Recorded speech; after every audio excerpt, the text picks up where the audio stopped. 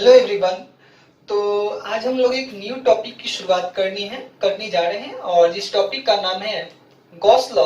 मतलब सिंपली यह लॉ है क्या और इसके बारे में इसको हम क्यों पढ़ रहे हैं ये जानेंगे। और आप लोगों का इलेक्ट्रोस्टेट हो चुका है तो इलेक्ट्रोस्टेट में आपने इलेक्ट्रिक फील्ड का कैलकुलेशन डिफरेंट डिफरेंट पॉइंट पर और डिफरेंट चार्ज के कारण देख लिया है कि किसी प्रकार का चार्ज अगर है कहीं पर तो उसके कारण किसी दूसरे वाले पॉइंट पर कितना इलेक्ट्रिक फील्ड होती है। तो देखिए इलेक्ट्रिक फील्ड के कैलकुलेशन को तो हमने समझा था कि वहां पर अगर मानते हैं कि अगर कभी कभी देखा क्या जा रहा था कि यदि कंटिन्यूअस चार्ज है मतलब एक समरूप चार्ज है तो वहां पर हम लोग क्या करते थे डिफरेंट डिफरेंट मेथड से हम लोग इलेक्ट्रिक फील्ड कैलकुलेट करते थे। बट यदि आपका आवेश या कह सकते हो कि यदि आपका चार्ज डिसकंटिन्यूअस हो मतलब एक समरूप नहीं हो तो वहां पर इलेक्ट्रिक फील्ड निकालने के लिए इंटीग्रेशन का यूज लिया जाता है और उसके बाद इलेक्ट्रिक फील्ड हम लोग कैलकुलेट करते थे। ओके, बीच बीच में थोड़ी सी दिक्कत आती है तो वो सबको बस ध्यान नहीं दीजिएगा, अब बस कंटेंट और क्वालिटी पे फोकस कीजिए। और देखिए हमारा शुरू से ही आदत ये रहा है कि हम किसी भी चैप्टर की शुरुआत करते हैं तो सबसे पहले आपको बाउंड्री क्रिएट कर देते हैं कि ठीक है इसको हम क्यों पढ़ रहे हैं कैसे पढ़ना है और छोटी छोटी बेसिक सारी बातें जान लेंगे और जानने के बाद इसमें अच्छे अच्छे लेवल के क्वेश्चंस भी करेंगे। देखिए ये चैप्टर इंपॉर्टेंट कहाँ है तो इस चैप्टर में 2-3 प्रूफ है और कहीं ना कहीं बोर्ड में हर एक साल अल्टरनेटली करके चले आते हैं। 12th बोर्ड के लिए भी ये चैप्टर काफी इंपॉर्टेंट है और इस चैप्टर में कुछ ऐसे डेरिवेशंस हैं उस डेरिवेशन से डायरेक्ट आईआईटी में क्वेश्चन जैसे 2016 में भी पूछा गया था 2008 में भी पूछा गया था डायरेक्ट। और यहाँ पर आपको कुछ हम ग्राफ्स भी सिखा देंगे कि ग्राफ कैसे इलेक्ट्रिक फील्ड का खींचा जाता है। हाँ, एक चीज और है कि जो हमारी गॉस लॉ है वह लिमिटेड है कुछ ही प्रकार के आवेश के लिए है। मतलब कह सकते हो कि हमेशा गॉस लॉ एप्लीकेबल तो है बट ऐसा नहीं कि गॉस लॉ से हमेशा आंसर निकल ही जाए। वह कुछ ही फिक्स ही कंडीशंस में गॉस लॉ फिक्स मतलब कह सकते हो कि उसकी बाउंड्री है उसी में आप गॉस लॉ लगाओगे तो आपका आंसर आसानी से चला आएगा। हाँ, जैसे कहीं कहीं पे सिमेट्रिक चार्ज है, सिमेट्रिक का मतलब एक समरूप चार्ज का डिस्ट्रीब्यूशन है, उस केसेस में आप इंटीग्रेशन लगाओगे तो थोड़ा ज्यादा टाइम लगेगा। बट अगर वहां पे आप गॉस लॉ लगाओगे तो वहां पर आप इजिली 1 से 2 लाइन में अगर अच्छा फास्ट कैलकुलेशन है आपका तो आप डायरेक्टली उसका इलेक्ट्रिक फील्ड निकाल सकते हो। बट वहां तक जाने के लिए थोड़ी टाइम लगेगी और ऑन एन एवरेज इस चैप्टर को भी पढ़ने में 5 से 6 घंटे मिनिमम 5-6 करीब करीब 8 घंटे आपको लग ही जाएंगे। तो देखिए टाइम के चक्कर में नहीं रहना है, क्वालिटी पे फोकस करना है और पढ़ना है क्योंकि यहाँ और एक चीज इस चैप्टर में हम यह करने वाले हैं जो भी आपके 12th बोर्ड में आने वाली है जो इम्पोर्टेंट वहां पर हम आपका 12th बोर्ड लिख देंगे। और जो आईआईटी के लिए जैसे बहुत सारे बच्चे हैं जो कि स्पेशली आईआईटी की तैयारी करते हैं बोर्ड की भी तैयारी करते हैं वो टोटल भी देखेंगे और जो बच्चे बोर्ड के वो भी टोटल देखें बट अपने नोट्स में जहां पर बोर्ड का इंपॉर्टेंट लिखाया जाएगा वहां पर लिख दें ताकि जब आप बोर्ड के एग्जाम देने जाओ तो उस टॉपिक को अच्छे से देख के जाओ क्योंकि यहाँ पर 2-3 डेरिवेशन है वो श्योर शॉर्ट आना ही है। हर एक साल देखा जाता है कि वो आ ही जाता है और ट्रेंड है क्योंकि आपका जो बोर्ड एग्जाम है वो ट्रेडिशनल है, फिक्स होता है कि इस साल ये आया था अगले साल ये वाला प्रूफ पूछेगा। तो ठीक है, हम लोग शुरुआत करने जा रहे हैं गॉस लॉ।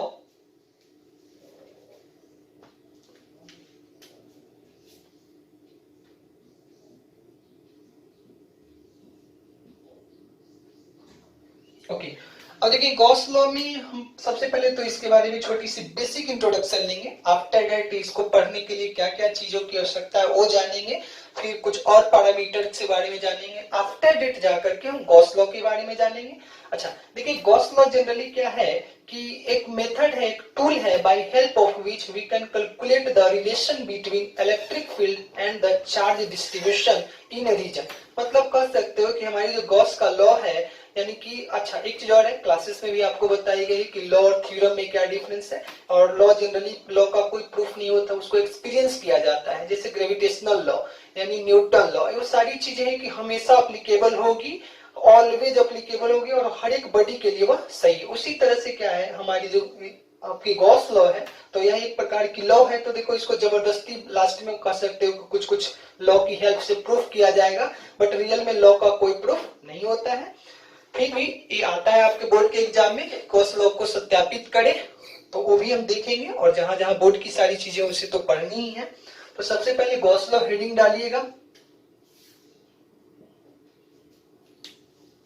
और यहाँ पर हम लोग इस लेक्चर को बाइलिंगुअल कंटिन्यू करेंगे हिंदी और इंग्लिश दोनों में ताकि जो भी व्यूअर हैं जो भी स्टूडेंट हैं उनको कोई दिक्कतें ना हो। आप जिस भी लैंग्वेज के स्टूडेंट हो आप अपना नोट्स क्रिएट करें नोट्स बनाएं। चलिए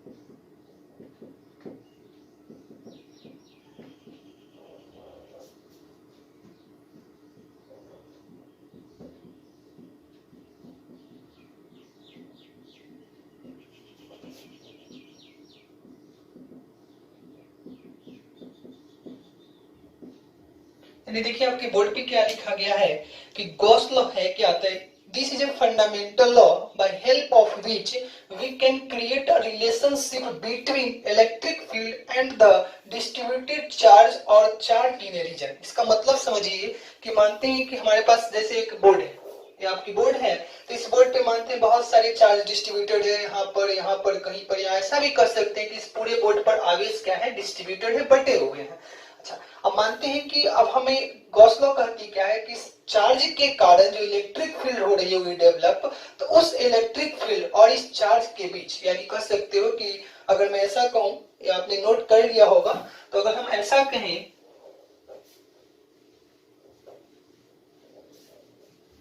देखिए यदि हम ऐसा कहें कि ये जो हमारा क्षेत्र है, यह रीजन है, बोर्ड है, इस पर बहुत सारे चार्ज है, मानते हैं इस तरह से डिस्ट्रीब्यूटेड है, बहुत सारे आवेश डिस्ट्रीब्यूटेड हैं।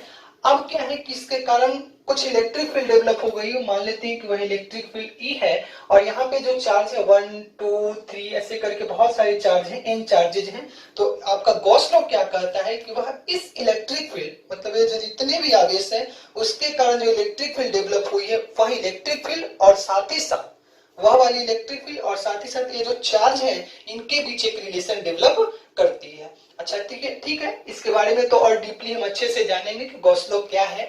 बट देखिए इस लॉ को पढ़ने के लिए जैसे क्या होता है कि कोई भी आपके पास, जैसे किसी चीज को पढ़ने के लिए छोटे छोटे टूल्स की आवश्यकता होती है। जैसे 11th की जब क्लासेस शुरू होती है तो वेक्टर और आपकी यूनिट एंड डायमेंशन जब पढ़ते हो तो उसको पढ़ने के लिए टूल्स पढ़ाए जाते हैं, मैथमेटिकल टूल्स। तो जो बेसिक टूल्स होती है वो जानना काफी जरूरी है। तो उसी तरह से अब इस विद्युत क्षेत्र और जितने भी आवेश है यहाँ पर प्रेजेंट इस क्षेत्र में, इन दोनों में जब रिलेशन लाना है, तो इस रिलेशन को पढ़ने के लिए छोटे छोटे कुछ पैरामीटर, कुछ पॉइंट्स जानने हैं। अगर आप वो अच्छे से जान लोगे तब हम लोग गॉस लॉ पढ़ेंगे। जब गॉस लॉ पढ़ लेंगे तब हमें क्या करना है कि गॉस लॉ का एप्लीकेशन क्या है। हम बहुत सारे डिस्ट्रीब्यूटेड चार्ज के लिए आपको गॉस लॉ की हेल्प से इलेक्ट्रिक फील्ड निकाल करके दिखाएंगे, और यहाँ से कुछ जो इंपॉर्टेंट प्रूफ है वहां पर हम लोग इंपॉर्टेंट भी लिख लेंगे, और कुछ जो आईआईटी के क्वेश्चंस, जैसे देखिए हमने एक और सोचा है कि अभी तो हम लोग नई शुरुआत ही कर रहे हैं, अभी बहुत लेक्चर कम है, अभी बस लाइट की लेक्चर गई है, बट धीरे धीरे सारे डायमेंशन जब फिल हो जाएंगे, आफ्टर डेट हम लोग कंटिन्यूअसली जितने भी ओल्ड आईआईटी के क्वेश्चन आए हैं उनका एक सीरीज करेंगे, और जो प्रोबेबल क्वेश्चन आने वाले हैं, जो हमें लगता है कि इस टाइप के क्वेश्चन पूछे जा सकते हैं। और देखिए मेरी सबसे अच्छी चीज है क्या होती है कि मैं एक ही चीज जानता हूँ, लिंकअप क्वेश्चन करना। तो लिंक टाइप के क्वेश्चन, जैसे आपको लाइट में लिंकअप क्वेश्चन मिली, कुछ बच्चों ने ट्राई भी किया, काफी अच्छा लगा। देखिए आपको गलत आ रहा है, सही आ रहा है, वो इम्पोर्टेंट नहीं है, आपका अप्रोच देखना चाहिए कि ठीक है हम अप्रोच सही ले रहे हैं कि नहीं, मेरा सोचने का तरीका सही है कि नहीं। और वो धीरे धीरे, देखिए फिजिक्स का मतलब होता है आपको प्रॉब्लम प्रैक्टिस करनी पड़ेगी। हाँ, प्रॉब्लम प्रैक्टिस करने से पहले थ्योरी आपका कॉन्सेप्ट अच्छे से क्लियर होना चाहिए, अदरवाइज जैसे ही आपको कुछ क्वेश्चन मिलेगा आपका क्या होगा, वहां पे दिमाग नहीं चल पाएगा और आफ्टर इट आप उस आंसर को गलत कर लोगे। और आईआईटी या जो भी अच्छे एग्जाम्स होते हैं वो क्या होते हैं, कभी भी आपको देखा हुआ क्वेश्चन नहीं आएगा, कभी भी नहीं। वहां हमेशा कुछ न कुछ नया क्वेश्चन आएगा, बट वहां पे होती क्या बातें हैं कि अगर आप इन सारी चीजों का एप्लीकेशन अच्छे से पढ़े हो तो वहां पर आपका दिमाग क्लिक कर जाएगा, और क्लिक करने के बाद आंसर सही आ सकती है। और बोर्ड में आपका ट्रेडिशनल है, फिक्स है, किसी टाइप के क्वेश्चन आएंगे।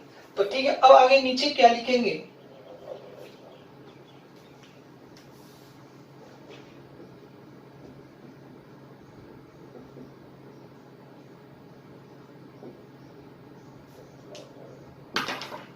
we study the Gauss law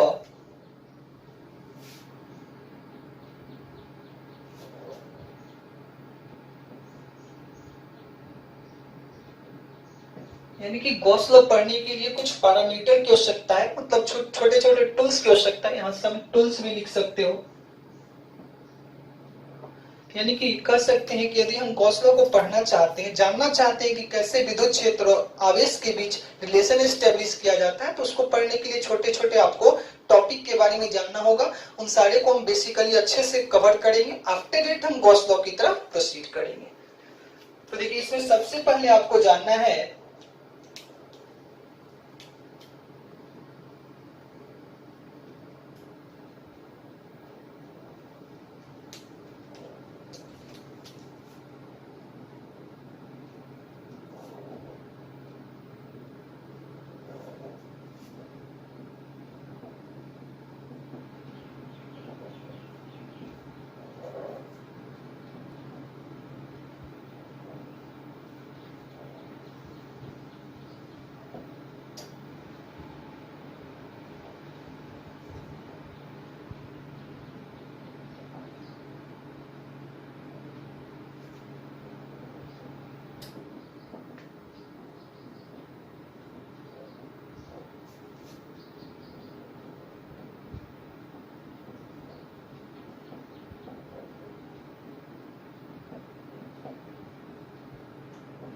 okay, तो देखिए जरा आपको क्या देखने को मिल रहा है कि जैसे हम गॉस लॉ को जब पढ़ने जा रहे हैं तो गॉस लॉ को पढ़ने से पहले ये जो 4 पॉइंट्स है, कर सकते हो जो 4 छोटे छोटे टॉपिक है, इनको जानना जरूरी है। क्योंकि गॉस लॉ जो है वो एक प्रकार की लॉ है, उसमें बहुत सारे टर्म है और उन टर्म में इन सारी चीजों का यूज है। अगर आप इन सारी चीजों को अच्छे से नहीं जानते हो और इनका यूज अच्छे से नहीं जानते हो तो आफ्टर डेट आपको गॉस लॉ अप्लाई करने नहीं आएगा। बस आप उसे याद कर लोगे और छोटे छोटे बेसिक क्वेश्चन कर लोगे, बट अच्छे क्वेश्चन करने के लिए सबसे पहले इन सारी चीजों को अच्छे से पढ़ना चाहिए।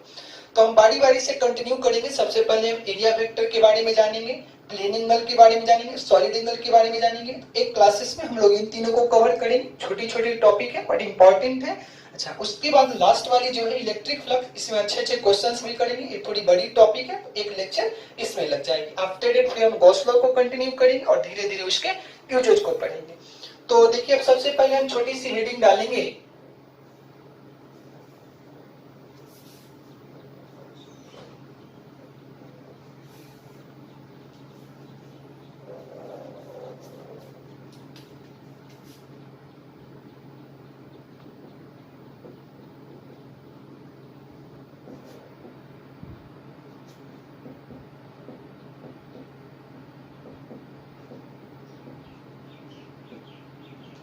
थोड़ा सा कहानी सुनते हैं कि ठीक है क्षेत्रफल सदिश आखिर क्या है।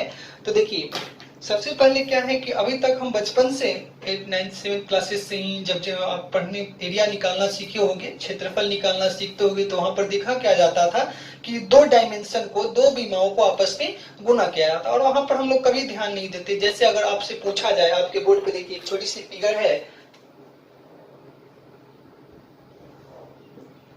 5 और 5, और पूछा जाए कि इसका एरिया कितना है तो आप करते थे 25 मीटर स्क्वायर, अगर यूनिट मीटर में इसका। उसी तरह से स्क्वायर है, उसके बाद आपको रेक्टेंगल कह सकते हो, वर्ग है, आयत है, तो बहुत सारे जो डिफरेंट डिफरेंट अरेंजमेंट है उसका आप एरिया निकालना जानते थे। बट पहली बार हम क्या देखने जा रहे हैं, जब नाम आया एरिया वेक्टर, तो सबसे पहले तो ये जानना है कि आखिर वेक्टर, तो वेक्टर आप 11th क्लासेस से पढ़ चुके। और देखिए क्या बोला जाता है कि सबसे इंपॉर्टेंट हमारे हिसाब से पूरे फिजिक्स का, 12th के पूरे फिजिक्स का सबसे इंपॉर्टेंट टॉपिक होता है वेक्टर। जिसका वेक्टर अच्छा नहीं, बिकॉज एरिया तो आप जानते ही थे बचपन से, ठीक है, क्योंकि दो डायमेंशन को मल्टीप्लाई करना। यहाँ पर है वेक्टर, वेक्टर की बेसिक अंडरस्टैंडिंग आपकी होनी चाहिए। इसलिए वेक्टर की क्लासेस भी कुछ समय बाद हम लोग वेक्टर को भी 11th वाले बच्चे भी उसे अच्छे से पढ़ पाएंगे और 12th वाले भी बच्चे पढ़ पाएंगे, तो उसको वेक्टर को भी कंटिन्यू करेंगे ताकि आपको कोई दिक्कत नहीं हो। तो देखिए अगर आपसे पूछा जाए कि क्षेत्रफल, या कह सकते हो कि इस एरिया, इस प्लेट का या इस वर्ग का क्षेत्रफल कितना है, तो आप बोलते हैं 25 मीटर स्क्वायर। अब यहाँ पर क्या बोला जा रहा है, एरिया वेक्टर, यानी क्षेत्रफल एक सदिश कैसे है, सबसे पहले तो यह जानेंगे। तो देखिए क्षेत्रफल एक सदिश कैसे है, तो देखो सदिश का सबसे इंपॉर्टेंट क्या है कि सदिश के पास दो पैरामीटर थे, मैग्नीट्यूड और डायरेक्शन, दोनों चीजें होती है। दोनों में कोई भी चीज अगर चेंज हो जाती है तो अब एक वह कह सकते हो कि वो क्वांटिटी ही चेंज कर जाएगी। तो उसी तरह से हमारे पास इस एरिया को थोड़ा सा समझिएगा कि एरिया को वेक्टर क्यों कह रहे हैं। जैसे एक 2-3 एग्जांपल के सहारे हम समझेंगे। देखिए यहाँ पर कुछ लाइंस हैं।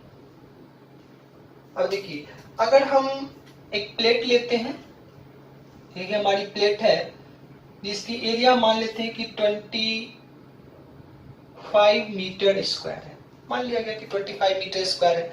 अब देखो इस प्लेट को हम एक बार देखिए कैसे कैसे रखते हैं। इस प्लेट को एज यूजुअल रख देते हैं इसी डायरेक्शन में, फिर इस प्लेट को देखिएगा थोड़ा सा इस प्लेट का ओरिएंटेशन या कह सकते हैं कि अवस्था को चेंज कर देते हैं। अब प्लेट को कुछ ऐसे रख देते हैं,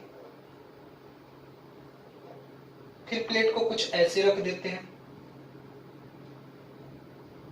आप देख क्या पा रहे होंगे कि जैसे जैसे प्लेट तो हमारी 25 मीटर स्क्वायर की, मतलब प्लेट का क्षेत्रफल में कोई चेंज नहीं है, बट आप देख सकते हो कि यदि हम बोले कि यहाँ से अगर 5 लाइंस क्रॉस कर रही है, तो देखिए प्लेट वही है, लाइन भी वही है, बट जैसे ही हम एरिया का ओरिएंटेशन, व्यवस्था चेंज करते हैं, अवस्था चेंज करते हैं, जैसे कुछ एंगल पे लेके चले गए, अब क्या देख रहे हैं कि लाइंस की संख्या घट गई, और चेंज किए तो लाइंस की संख्या घट गई। तो हमने क्या देखा कि अगर हम आपसे पूछे कि एरिया सेम, लाइंस भी सेम, बट दिक्कत क्या हो जा रही है कि जैसे जैसे हम इसका ओरिएंटेशन या कह सकते हो कि इसको एक डायरेक्शन प्रोवाइड कर रहे हैं, इसका डायरेक्शन चेंज कर रहे हैं, तो हमारा जो वैल्यू है वह चेंज करना शुरू हो जा रहा है। जैसे आप लोग ये देखते होंगे, आपको 11th क्लासेस में जब फ्लूइड पढ़ाया गया होगा तो वहां पर आपने क्या देखा है, वहां पर आपने क्या देखा है, जैसे मानते हैं कि यह एक पाइप है। अब देखिए इससे वाटर का फ्लो हो रहा है, तो देखिए यहाँ पर एरिया इतना छोटा है, सेम वाटर, बट यहाँ पे एरिया देखिए इतना बड़ा है। तो आपसे पूछा जाए कि बताइए कहाँ पर वाटर की इंटेंसिटी, मतलब पानी है जो आपकी तरल है उसकी तीव्रता कहाँ ज्यादा है, तो आपको ऑब्वियस से दिख जाए कि एरिया यहाँ पर ऐसे है, यहाँ पर ऐसे है, तो यहाँ पर तीव्रता ज्यादा है और यहाँ पर तीव्रता कम है। बट कुछ समय बाद देखिए इसी पंप को, इसी जो पाइप है इसको हम ऐसे कर सकते हैं क्या। अब आप देखिए जरा, एरिया सेम, यहाँ भी एरिया सेम, बट यहाँ देखिए क्या हो जा रहा है कि हमारा जो क्रॉस सेक्शन एरिया है इसका हम ओरिएंटेशन या कह सकते हो अरेंजमेंट को चेंज कर देते हैं। और जैसे ही अरेंजमेंट को चेंज करेंगे तो आपने 11th क्लासेस में जरूर पढ़ा होगा कि जब पाइप को बेंड कर देते हैं तो क्या होता है, ऊर्जा का लॉस हो जाता है। तो यहाँ भी तो वही हो रहा है, यहाँ पे लाइन्स इतनी थी और जैसे ही एरिया और क्षेत्रफल को चेंज कर रहे हैं तो इसमें चेंज हो जा रहा है। मतलब हम कह सकते हैं कि क्षेत्रफल एक ऐसी राशि है जो अपने ओरिएंटेशन पे भी डिपेंड करती है, उसका ओरिएंटेशन कैसा है, मतलब किस तरह से रखा है। जैसे आप देखे होंगे, जैसे एक चीज और, एक और एग्जांपल लेते हैं इसमें समझने के लिए। हम ये जानना चाह रहे हैं कि ठीक है हमारी जो क्षेत्रफल है वह सदिश कैसे है। तो सदिश का मतलब ये होता है कि यदि उस राशि का डायरेक्शन में, ओरिएंटेशन में चेंज करने पर वह बदलती है, इसका मतलब उसके पास डायरेक्शन भी है, डायरेक्शन भी मैटर करता है। अब जनरली देखिए एक चीज और देख सकते हो, मानते हैं कि एयर का फ्लो हो रहा है, हवा इधर से मूव करती हुई जा रही है और गेट है कुछ इस तरह से। आपकी जो विंडो है, एक बार विंडो को ऐसे रखिए, आप क्या देखोगे, यदि आप यहाँ हो तो आपको कंप्लीट एयर, पूरी की पूरी एयर इससे पास कर जाएगी। अब क्या करो, कुछ समय बाद विंडो का कुछ इस तरह से पोर्शन बना लीजिए और ये बीच वाला खाली पोर्शन है जिससे एयर आपकी फ्लो हो रही है। अब क्या करो, इसी विंडो को थोड़ा सा टिल्ड कर देते हैं, टेढ़ा कर देते हैं, तो होगा क्या, ये जो वाटर है कुछ एयर जो है आकर के इससे टकरा जाएगी और इधर नहीं जा पाएगी। ए वाली है हो सकता है इससे आके टकरा जाए। इसका हम बस ये समझाना चाहते हैं आपको कि जैसे जैसे जैसे आपके रूम में क्या होगा, जहां पढ़ोगे वहां खिड़की होगी, तो देखिएगा आपका क्षेत्रफल तो फिक्स है, बट आप अगर उसके एक जो कह सकते हो कि उसका एक पार्ट होता है, उस पार्ट को अगर आप मूव करा देते हो तो देखो क्या कि जितना एयर पहले आ रही थी उतनी एयर नहीं आ पाएगी। तो बस हम इतना कह सकते हैं कि हमारी जो क्षेत्रफल है उसके पास वैल्यू तो है, बट उसका डायरेक्शन भी मैटर करता है। अगर उसका डायरेक्शन या सिंपली कह सकते हैं उसका अरेंजमेंट चेंज कर दिया जाए तो उसके अंदर से जो भी पैरामीटर, या हो सकती है पानी या वाटर, एयर, लाइट, कुछ भी जो भी फ्लो कर रहे हैं उसमें चेंज वह लाएगी। अगर उसमें वह चेंज ला देती है तो इसका मतलब यह होता है कि क्षेत्रफल के पास मैग्नीट्यूड तो है ही, साथ ही साथ उसके पास डायरेक्शन भी मैटर करती है। इसलिए बोला जाता है कि भाई एरिया एक वेक्टर क्वांटिटी है। आप जानेंगे कि ठीक है सर वेक्टर क्वांटिटी है तो इसका डायरेक्शन किधर होना चाहिए, तो चलिए देखते हैं। अब इसको कंटिन्यू करते हैं। मैं ऐसा करता हूं कि आपको ये समझ आ गया होगा कि एरिया के पास दोनों चीजें हैं, मैग्नीट्यूड तो है, साथ ही साथ उसकी डायरेक्शन मैटर करती है। अगर उस क्षेत्रफल का डायरेक्शन चेंज कर देते हैं, इसका मतलब वो अपने अंदर से क्रॉस करने वाली चाहे कुछ भी पैरामीटर होगी, कुछ भी कर सकते हैं क्वांटिटी होगी, उसको वह चेंज लाएगी, और लाएगी इसका मतलब उसका एक डायरेक्शन भी मैटर करता है। अब यहाँ पर ऐसे करेंगे, लिखेंगे कि एरिया वेक्टर है क्या, it is a vector quantity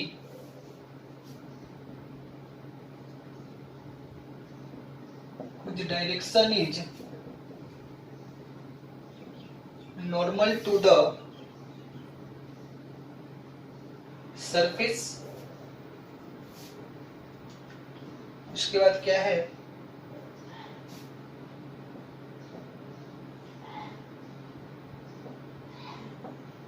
देखिए या तो डेल्टा एस, या कहीं कहीं पर आपके बुक में डेल्टा एस से भी रिप्रेजेंट करता है। ओके, तो क्या लिखा गया है कि एरिया वेक्टर एक वैसी क्वांटिटी है, तो it is a vector quantity. इसका मतलब सबसे पहले तो समझ जाओ, यदि वेक्टर आ गया तो वेक्टर की जितनी क्वालिटीज थी कि एडिशन कैसे करते हैं, मल्टीप्लिकेशन कैसे करते हैं, क्या क्या होती है, तो ये सारी चीजें जानना होगा। क्योंकि देखिए आपके बोर्ड में तो डायरेक्ट आ जाता है कि एरिया वेक्टर का वैल्यू बताइए, ओके, बट अच्छे कॉम्पिटिटिव एग्जाम में एरिया वेक्टर के साथ साथ आपका वेक्टर भी चेक कर लेगा, इसीलिए वेक्टर बहुत इंपॉर्टेंट होता है। तो इसको हम रिप्रेजेंट करते हैं किससे, डेल्टा एस और डेल्टा ए से। तो यहाँ पर हम लिखेंगे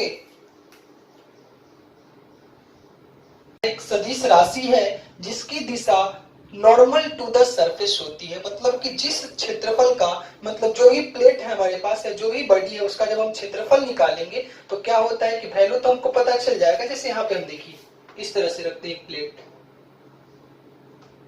इसका वैल्यू लेते हैं L और इसका वैल्यू लेते हैं B। आपसे पूछा जाए कि बताइए इसका एरिया कितना है, आप क्या बोलोगे, L इंटू बी। बट अगर आपसे पूछा जाए कि इसका डायरेक्शन किधर है, ओके, तो जैसे ही डायरेक्शन पूछा जाए तो देखिए इसके पास क्या लिखा गया है, तो हुज डायरेक्शन मतलब जिसकी दिशा परपेंडिकुलर टू द सरफेस। तब इस सरफेस पे परपेंडिकुलर कैसे कैसे हो सकती है, यह देख लीजिए। तो यही सरफेस है L और B, तो इस पे परपेंडिकुलर या तो ऐसे होगी या तो इसके अंदर होगी, या अगर हम ऐसे कह लें कि इसको हम x डायरेक्शन कह देते हैं और इसको हम y डायरेक्शन कह लेते हैं, यानी this is x and this is y। तो अगर हम बोलेंगे कि क्षेत्रफल कितना है तो L गुने B, और इसकी दिशा किधर होगी तो इस प्लेट पर लंबवत, तो बताइए तो x direction and y direction पे जो परपेंडिकुलर होती है वो कौन सी डायरेक्शन होगी, z डायरेक्शन होगी। तो यहाँ हम बोलेंगे कि यदि आपसे कोई पूछे कि बताइए इसका क्षेत्रफल सदिश और एरिया वेक्टर का वैल्यू कितना है, तो अगर आप केवल डेल्टा एस लिखते हो तो L गुने B लिखोगे, मैग्नीट्यूड। बट यदि आप डेल्टा एस और इस पे वेक्टर का साइन लगा देते हो, डायरेक्शन लगा देते हो, तो लिखना होगा L क्रॉस B। और किस डायरेक्शन में है, तो इधर के डायरेक्शन को पता है आप लोगों को आई कैप कहा जाता है, इधर के डायरेक्शन को जे कैप, और जो इसके परपेंडिकुलर हो इसको के कैप बोलते हैं, तो दिस इज के कैप। ओके क्या, अब देखो तो जरा बोला गया है परपेंडिकुलर या नॉर्मल, तो नॉर्मल तो इधर भी होगी और नॉर्मल अंदर भी होगी, तो इसका एक और वैल्यू हो सकता है delta S is equals to L cross B, और यहाँ पे माइनस के कैप लिख सकते हैं। मतलब यहाँ पे देखिए जरा, मानते हैं कि यही प्लेट है आपके सामने, तो इस प्लेट पे देखिए नॉर्मल कैसे कैसे हो सकती है। एक नॉर्मल तो आगे की तरफ जो आपके सामने की तरफ होगी, और एक नॉर्मल देखिए इसके पीछे की तरफ भी होगी। मतलब कह सकते हैं कि यदि यह हमारा प्लेट है तो एक नॉर्मल इसके सामने की तरफ और एक नॉर्मल इसके पीछे की तरफ होगी। तो सबसे इंपॉर्टेंट पॉइंट क्या ध्यान देना है कि क्षेत्रफल सदिश और एरिया वेक्टर है क्या, तो कहेंगे कि it is a vector quantity whose direction is normal to the surface and magnitude is the area of that surface. अब देखिए सरफेस आपकी रेक्टेंगुलर हो सकती है, स्क्वायर हो सकती है, सर्कुलर हो सकती है, और हो सकती है आपकी 3 डायमेंशनल, जैसे स्फीयर हो सकती है, मतलब गोला हो सकता है, आपका सिलेंडर हो सकता है, शंकु हो सकता है, कोन हो सकता है, या बेलन हो सकता है। तो जितने प्रकार के क्षेत्रफल हैं उन सभी का क्षेत्रफल सदिश हम देखेंगे, ओके। और क्षेत्रफल सदिश में बस सबसे इंपॉर्टेंट पॉइंट यही आपको ध्यान देनी है कि क्षेत्रफल सदिश यानी कि क्षेत्रफल निकालना है और साथ ही साथ उसका डायरेक्शन बताना है। अब डायरेक्शन क्या होती है, सरफेस के लंबवत। अब देखेंगे कि यहाँ पर सबसे इंपॉर्टेंट 2 चीजें हैं, सरफेस। अब कैसी कैसी सरफेस हो सकती है, ओके।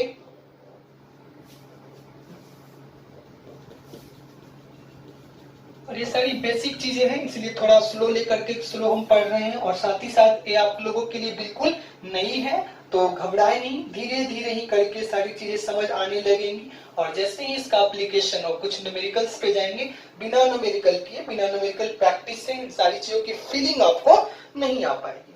अच्छा अब देखिए,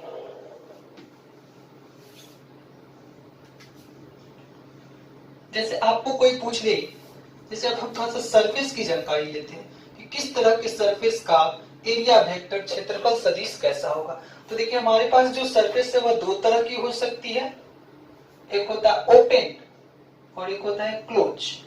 ओपन मतलब जनरली 2D, मतलब उसके पास 2 डायमेंशन होंगे, जैसे वर्ग, आयत, वृत्त। ओपन का मतलब देखिए ये जो क्षेत्रफल है, इस पे जो क्षेत्रफल सदिश है बाहर की तरफ भी हो सकती है और अंदर की तरफ हो सकती है। इस पे भी देखिए क्षेत्रफल सदिश है, अगर मानते हैं कि इसका क्षेत्रफल कुछ तो होगा ए गुने बी और पाई आर स्क्वायर वृत्त का क्षेत्रफल। बट अगर आपको देखा जाए कि यदि ओपन सरफेस हो ओपन सरफेस है तो उसका जो क्षेत्रफल सदिश है क्षेत्रफल पर लंबवत, तो बाहर की तरफ भी हो सकती है और अंदर की तरफ, यहाँ भी बाहर की तरफ और अंदर की तरफ। परंतु एक चीज और देख लेते हैं। अब एक क्लोज सरफेस जनरली होती है 3D में, यानी 3 डायमेंशनल होती है। जैसे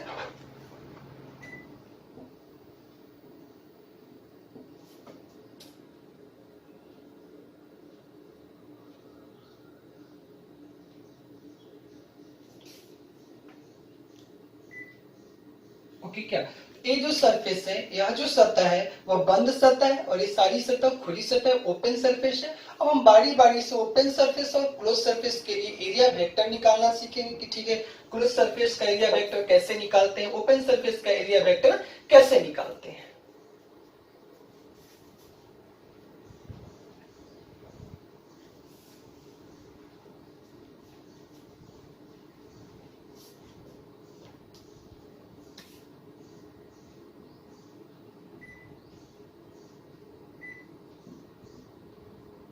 ओपन सरफेस में हम दो सरफेस लेते हैं, एक स्क्वायर और एक सर्कल। मानते हैं कि इसकी रेडियस 7 है मीटर और इसका डायमेंशन मान लेते हैं 5 और 5। अब देखो सबसे पहले कभी भी आप एरिया वेक्टर निकालोगे तो ध्यान ये देना है कि सबसे पहले यह चेक कर लेना चाहिए कि हमारी जो सरफेस है, यह जो सरफेस हमें यह चेक कर लेना चाहिए कि ये जो सरफेस है वो कैसी है।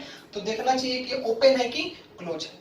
अब देखो क्या कि यदि आपकी सरफेस ओपन है तो सबसे पहले आपको अगर एरिया वेक्टर चाहिए तो ऐसे लिखेंगे डेल्टा एस। इसके लिए तो देखिए पहले मैग्नीट्यूड निकालिए, 5:5 तो हो गया 25। अब डायरेक्शन, अब देखिए जब भी ओपन सरफेस होती है तो डायरेक्शन आउटवर्ड भी हो सकता है और इनवर्ड भी हो सकता है। मतलब ओपन सरफेस है तो इसके लंबवत इस वाले को ही बोलेंगे और इसके लंबवत इसके पीछे वाली जो पार्ट है उसको ही बोला जाएगा।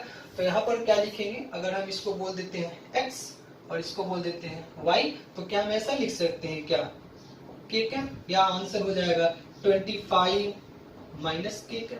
मतलब क्षेत्रफल का मान कितना है, तो क्षेत्रफल का मान है 25। ओके क्या, बट क्षेत्रफल का मान 25 बट डायरेक्शन किधर है, तो डायरेक्शन या तो इनवर्ड हो सकती है या तो डायरेक्शन आउटवर्ड हो सकती है। उसी तरह से यहाँ देखेंगे। अब यहाँ भी अगर हम मान लेते हैं यह डायरेक्शन, इस पर मानते हैं कि यह y है और यह डायरेक्शन z है। अब देखिए सबसे पहले आपको निकालना है एरिया वेक्टर, तो सबसे पहले तो एरिया पता होना चाहिए। तो यहाँ पे लिखेंगे डेल्टा एस। अब देखो मैग्नीट्यूड कितना, तो एक ऐसा क्षेत्रफल वृत्त है तो वृत्त का क्षेत्रफल हो गया पाई आर स्क्वायर और इसको हम ऐसे लिख सकते हैं क्या 25/7 × 7 का स्क्वायर। ओके क्या, क्षेत्रफल तो पता हो गया बट इसका डायरेक्शन किधर होगा, क्यों, क्योंकि आपने एरिया वेक्टर लिया है। अगर यहाँ पर इतना लिखते हैं तो ये सही है, बट यदि आप इसको वेक्टर बना चुके हो तो आपको डायरेक्शन भी पता होना चाहिए। और सबसे पहले यह देखना है कि कैसी सरफेस है, तो सरफेस है ओपन। ओपन सरफेस के लिए हमारी जो एरिया वेक्टर होती है सरफेस के परपेंडिकुलर या तो इनवर्ड होगी या तो आउटवर्ड होगी। तो यहाँ पे देखेंगे, देखिए यह y है और यह z है और y और z के परपेंडिकुलर वाली डायरेक्शन कौन होती है, तो i कैप यानी x डायरेक्शन। तो या तो आंसर i होगा या तो आंसर i कैप होगा माइनस है। मतलब कह सकते हो या तो इस क्षेत्रफल पर बाहर की तरफ या तो इस क्षेत्र पर अंदर की तरफ। तो हमने क्या क्या सीख लिया कि यदि हमारा क्षेत्रफल या कह सकते हो कि एरिया ओपन हो तो ओपन सरफेस के लिए एरिया वेक्टर का डायरेक्शन या तो इनवर्ड होता है या तो आउटवर्ड होता है। तो देखिए यहाँ पर थोड़ी सी चीजें हमेशा ध्यान देनी है कि कैलकुलेशन करते समय यदि कोई स्टूडेंट इनवर्ड ले लेता है तो भी सही है, आउटवर्ड ले लेता है तो भी सही है, तो प्रॉब्लम क्या होगी कि आंसर में साइन का प्रॉब्लम आ जाएगा। तो इसीलिए हमारे अनुसार से आपको करना क्या चाहिए कि देखो दो तरह की क्वेश्चन होती है। एक में क्या होगा कि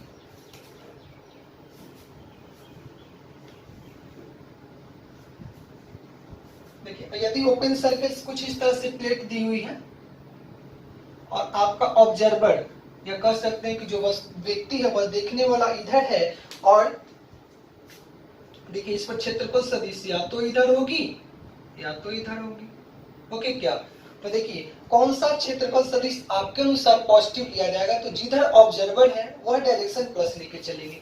ए वाली क्षेत्रफल सदिश प्लस मानी जाएगी और ये वाली क्षेत्रफल सदिश माइनस डायरेक्शन में लेकर चलेंगे, निगेटिव मानी जाएगी। उसी तरह से आपका ओरिएंटेशन कुछ भी हो सकता है प्लेट का, प्लेट ऐसी भी हो सकती है। ओके, तो देखिए इस पर अगर कोई पूछे कि क्षेत्रफल सदिश की दिशा बताइए, तो या तो ऊपर की तरफ या तो नीचे की तरफ। ओके क्या, अब दोनों में कौन सही है? तो सही तो दोनों है, बट आप क्वेश्चन में देख लीजिएगा कि आपका ऑब्जर्वर किधर खड़ा है। यदि ऑब्जर्वर इधर खड़ा है, ए वाला लेकर के कैलकुलेशन करिएगा तो आंसर मैच कर जाएगा। यदि आपका ऑब्जर्वर इधर खड़ा है, देखने वाला जो आदमी है प्लेट के इस तरफ खड़ा है, तो इसको लेके चलेंगे, सही हो जाएगा। मतलब एरिया वेक्टर का डायरेक्शन प्लेट के perpendicular and towards the observer लेके चलेंगे तो आंसर सही है। मतलब सबका आंसर मैच करेगा। एक चीज और ध्यान देनी होती है, जैसे हम आगे क्वेश्चंस में जाएंगे तो एक चीज का ध्यान रखिएगा कि पहले पे लिख लेते हैं, फॉर ओपन सरफेस मतलब खुली सतह के लिए। जब सतह ओपन होती है, 2D है, मतलब जिसके पास लंबाई और चौड़ाई है, वैसे क्षेत्रफल के लिए एरिया वेक्टर का डायरेक्शन इनवर्ड एंड आउटवर्ड दोनों सही है। जब कैसी सतह हो? ओपन सतह। इनवर्ड मतलब अंदर की तरफ, आउटवर्ड मतलब बाहर की तरफ, तो दोनों सही है। बट ध्यान क्या देना है, जैसे ही न्यूमेरिकल बनाने जाओगे तो देख लेना कि आपका ऑब्जर्वर किधर खड़ा है। एक चीज और होती है, जब क्वेश्चंस बनाने जाओगे तो मानते हैं कि कभी कभी क्वेश्चंस इस तरह से होती है। मानते हैं एक प्लेट है और जब आप क्वेश्चन करोगे आगे चल करके तो देखिए, मानते हैं कि इलेक्ट्रिक फील्ड का डायरेक्शन विद्युत क्षेत्र की दिशा ऐसे है, तो क्या करना है? देखिए, अगर आपसे हम पूछना चाह रहे हैं कि बताइए क्षेत्रफल सदिश की दिशा किधर होगी, तो क्षेत्रफल सदिश की दिशा क्या होती है? क्षेत्रफल पर लंबवत होती है। या तो इधर वाली सही होगी या तो इधर वाली सही होगी। तो देखिए, आपको करना क्या है कि विद्युत क्षेत्र की दिशा में जो क्षेत्रफल सदिश होगा उसको प्लस लेके चलना है और उसको अपोजिट वाले को माइनस लेके चलना है। एक कैलकुलेशन करेंगे तो हम लोग समझ लेंगे, बट आपको ये छोटी छोटी पॉइंट्स इसलिए बताई जा रही है कि जब कैलकुलेशन करोगे तो आंसर मैच करना चाहिए। नहीं तो क्या होता है कि एक ही क्लासरूम के 10 बच्चों का आंसर इससे कोई बनाएगा तो भी सही है, इससे बनाएगा तो भी सही है, बट हमेशा ध्यान देना है कि क्वेश्चन में आपका ऑब्जर्वर किधर है। दूसरी चीज ध्यान देनी होती है कि विद्युत क्षेत्र की दिशा किधर है। यदि विद्युत क्षेत्र की दिशा इधर है तो इस प्लेट ऐसे नहीं रखी है, प्लेट ऐसे रखी है, तो इस प्लेट पर लंबवत या तो इधर होगी या तो इधर होगी। तो विद्युत क्षेत्र की दिशा में जो होगी उसको प्लस लेके चलना है और इसके विपरीत होगी उसे माइनस लेके चलना है। तो ठीक है, ये तो जब हम कैलकुलेशन करेंगे, न्यूमेरिकल को सॉल्व करेंगे, तब जाके और सारी इसकी कॉन्सेप्ट क्लियर हो जाएगी। अभी तक की वीडियो में हमने क्या क्या सीखा? देखिए, अभी तक हमने यह देखा है, अभी तक की वीडियो में हमने यह देखा कि सबसे पहले यह जानना चाहें कि गॉस लॉ होती क्या है। तो गॉस लॉ बस एक फंडामेंटल लॉ है जिसकी सहायता से हम विद्युत क्षेत्र और उस क्षेत्र में उपस्थित आवेश के बीच क्या लाते हैं? रिलेशन लाते हैं। दूसरी चीज हमने क्या देखा कि क्षेत्रफल सदिश किसे कहते हैं। तो देखिए, क्षेत्रफल सदिश का मतलब क्या होता है कि यह एक सदिश राशि है और जिसकी दिशा क्षेत्रफल पर लंबवत होती है। अब क्षेत्रफल पर लंबवत का मतलब क्या है? क्षेत्रफल दो तरह की होती है, ओपन सरफेस भी हो सकती है और क्लोज सरफेस भी हो सकती है। तो फिर हमने क्या देखा था कि क्षेत्रफल सदिश दो तरह के क्षेत्रफल पे डिपेंड कर रही है, या तो खुली होगी मतलब क्लोज सरफेस और ओपन सरफेस के बारे में जाने। तो सबसे पहले तो अभी हम ओपन सरफेस को पढ़ रहे हैं। और देखिए, आज की लेक्चर आपकी इंट्रोडक्शन लेक्चर थी जिसमें हमने थी बस आपसे इंट्रोडक्शन दिया गया कि कैसे कैसे पढ़ना है, क्या करना है। तो फिर नेक्स्ट जो टॉपिक होगी वहां से हम लोग पूरी तरह से इधर उधर की बातें न करते हुए ज्यादा पढ़ाई करेंगे। ओके, क्योंकि हम लोग के पास अब ज्यादा टाइम नहीं है, बहुत सारी मतलब लेक्चर्स हैं, सारे को कंटिन्यू करना है और फिर सारी प्रॉब्लम्स भी आपको बतानी है। तो यहाँ तक दो तीन चीजें हम सीख चुके हैं। और ध्यान क्या देना, ऑब्जर्वर किधर है। दूसरी चीज, इनवर्ड आउटवर्ड दोनों होती है कब? जब ओपन सरफेस है, मतलब खुली सतह होती है, तो क्षेत्रफल सदिश अंदर बाहर दोनों की तरफ हो सकती है। दोनों सही है, दोनों से आंसर सही आएगा, बट आपको ध्यान देना है कि ऑब्जर्वर की तरफ उसको प्लस लेके चलना। या दूसरा चीज, विद्युत क्षेत्र की दिशा दी हुई रहेगी, उसकी तरफ की दिशा को हम प्लस लेंगे और उसके अपोजिट वाले को माइनस लेके चलते हैं। अब मान लेते हैं कि हमारी जो क्षेत्रफल सदिश है, एरिया वेक्टर निकालना है किसी भी क्लोज सरफेस के लिए। क्लोज सरफेस यानी जनरली 3D होगी, जिसके पास जैसे जनरली किस तरह के सतह होंगे आप देख सकते हो।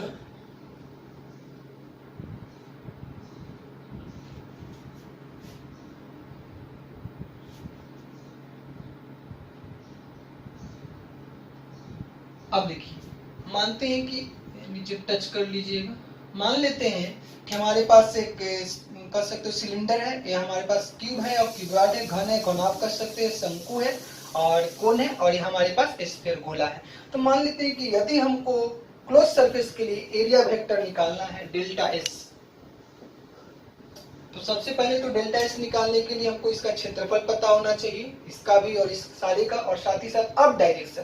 तो यहाँ पे बहुत आसान है, देखिए ओपन सरफेस में दो डायरेक्शन थी, या तो अंदर की तरफ या तो बाहर की तरफ, बट क्लोज सरफेस में एरिया वेक्टर का direction always normal to the surface and outward, मतलब बाहर की तरफ। यानी कि कहेंगे कि यदि आपसे कोई पूछे कि बताइए यह जो क्लोज सरफेस है, बंद सतह है, इसके लिए आपका एरिया वेक्टर का डायरेक्शन किधर होगा, तो अगर आप इस सतह पर चाहते हो तो इससे बाहर, इस पे चाहते हो तो इससे बाहर, इस पे चाहते हो तो इससे बाहर, ऊपर वाले पे चाहते हो तो इससे बाहर, और देखिए इसके पीछे वाले के लिए इससे बाहर, और इसके सामने वाले के लिए इससे बाहर। मतलब क्या कहना है कि यदि हमारे पास क्लोज सरफेस है तो उस पर जो एरिया वेक्टर है, एरिया तो हम निकाल लेंगे, इसका क्षेत्रफल इस प्लेट का, इस प्लेट का, इस प्लेट का, क्षेत्रफल हमको मालूम हो जाएगा। बट यदि आपको कोई पूछे कि बताइए इसका डायरेक्शन किधर होगा, तो डायरेक्शन हमेशा बंद सतह के लिए always normal to the surface and outward direction होती है, मतलब यह बाहर, यह भी बाहर। अब जैसे यहाँ देखिए, अब सबसे पहले तो यह पता करो कि कितनी सतह है, तो देखिए यहाँ पर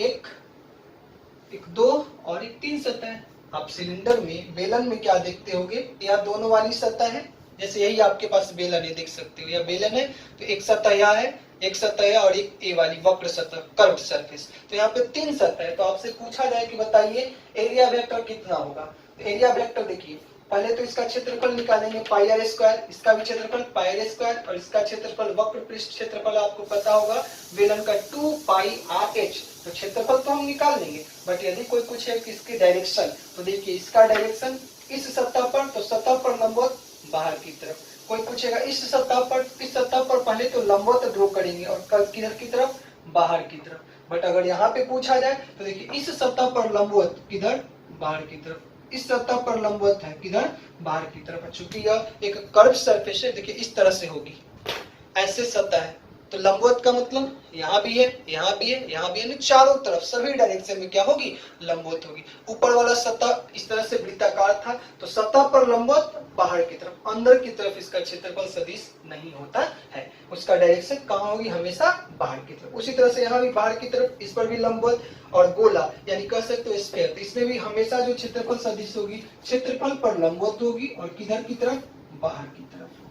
तो छोटी छोटी पॉइंट ध्यान देंगे कि जब भी कैलकुलेशन आएगा तो सबसे पहले तो ये देखना है कि किसके लिए पूछा जा रहा है। ओपन सरफेस तो इनवर्ड भी होगी, आउटवर्ड भी होगी, क्लोज सरफेस तो ऑलवेज आउटवर्ड डायरेक्शन में होगी। ओके, चलिए, तो सबसे फर्स्ट जो पॉइंट थी कि हमको यह जानना था कि एरिया वेक्टर किसे कहते हैं, एरिया वेक्टर निकाला कैसे जाता है। तो बचपन से जो चीज आप जानते थे, एरिया निकालना, पहले एरिया निकालोगे, आपको नई चीज आ गई है वेक्टर, तो वेक्टर के पास डायरेक्शन होती है, मैग्नीट्यूड तो आपको पहले से सबका पता है, बट डायरेक्शन में ध्यान रखना है कि ओपन है तो अंदर भी होगी, बाहर भी होगी, अगर क्लोज है तो हमेशा बाहर की तरफ होगी। ओके, अब हम दूसरी टॉपिक को कंटिन्यू करते हैं। आज के लेक्चर में थोड़ी इधर उधर की बातें होती रह गई हैं, तो बस उसको ध्यान नहीं देना है। नेक्स्ट क्लासेस से हम लोग ज्यादा इधर की बातें नहीं करेंगे, बस अपनी क्लासेस पे कंटिन्यू करेंगे, क्योंकि आपका टाइम बहुत इंपॉर्टेंट है, इधर उधर की बातों में कभी लैप्स नहीं करना है। चलिए, सेकेंड पॉइंट है कि अब हमें ये जानना है, दूसरा पॉइंट प्लेन एंगल। आप जब 11th क्लास का सबसे फर्स्ट चैप्टर पढ़ोगे तो वहां पर एसआई यूनिट के बारे में बताया जाता है, वहां पर स्वतंत्र राशि कह सकते हैं, इंडिपेंडेंट क्वांटिटी, डिपेंडेंट क्वांटिटी के बारे में पढ़ाया जाता है, और वहां पर आपको 7 राशि के बारे में बताई जाती है, और वहां पर देखिएगा उसके नीचे 2 राशि और बताई जाती है, एक समतल कोण और एक ठोस कोण। और आपको पता है कि कोण का जो मात्रक है, जैसे हम मेजर कर रहे थे उसको रेडियन में मेजर कर रहे थे, और उसी तरह से अगली बार पढ़ेंगे ठोस कोण, तो वहां पर लिखा हुआ था रेडियन। तो जब हम छोटे, जब 11th क्लासेस में होते हैं तो उसे याद कर लेते हैं। बट एक चीज ध्यान रखिए, जितनी भी राशि आगे दी हुई सबको कहीं ना कहीं आपके 12th क्लासेस में पढ़नी है, यानी कि आईएससी के जितनी भी फिजिक्स के लिए पार्ट 1 पार्ट 2 है, दोनों में कहीं ना कहीं सारी राशि का यूज है। तो पहली बार हम लोग ये तो बचपन से सीखते आए कि समतल कोण निकालते भी थे, बट एक नई राशि जो अगली मिलेगी ठोस कोण, उसके बारे में जानेंगे, वो निकाला कैसे जाता है। तो बहुत छोटी है, बट इसमें एक छोटा सा कॉन्सेप्ट, वो पॉइंट हम जानेंगे। जैसे देखिए प्लेन एंगल, इसको समझने के लिए यह है थीटा यह है चाप की लंबाई L और यहां से यहां का डिस्टेंस R है। ओके क्या? तो आप लोग क्या जानते थे, 8 या 9 क्लासेस में पढ़ना था कि theta equals to L by R, यानी कि कर सकते हो कि यहाँ जो कोण बनती है उस कोण का मान क्या होती है, चाप की लंबाई बटा दोनों के बीच की दूरी R। तो ये है चाप की लंबाई और यह है बीच का एंगल, तो theta equals to L by R। But यहाँ पर एक इंपॉर्टेंट पॉइंट ध्यान देना है कि जैसे मान लेते हैं ना कि सब लोग तो जानते हैं कि theta equals to L by R, but इसका कंडीशन नहीं जानते। अदरवाइज देखिए आपसे क्या गलती होगी, कभी मान लेते हैं कि इस तरह के क्वेश्चन आ गए। अब प्रॉब्लम क्या है, फिर से थीटा है, यह R1 दिया रहेगा, यह R2 दिया रहेगा और यह L दिया रहेगा।